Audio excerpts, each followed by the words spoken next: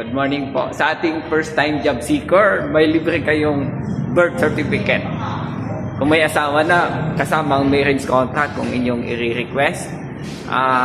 First time job seeker lamang ang pwedeng maka-avail.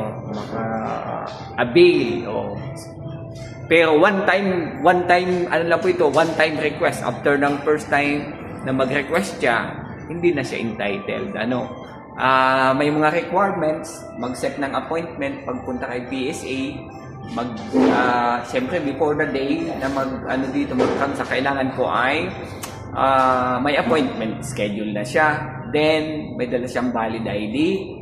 At nakasaad dito, policy ito ni PSA na kailangang mag-attach ng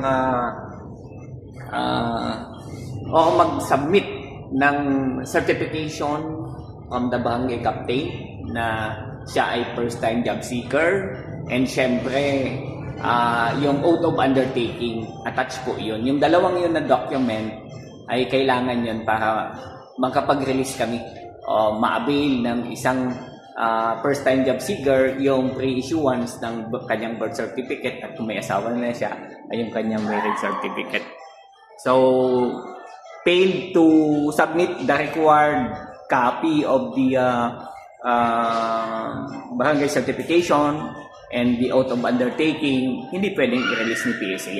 That is mandated under the policy, and the policy is most probably equivalent para siyang law na dapat i-observe. Kaya dapat masunod po ito. Sa lahat po, yung mga gustong i-avail, you can avail it to the PSA. Thank you. Good morning po to all.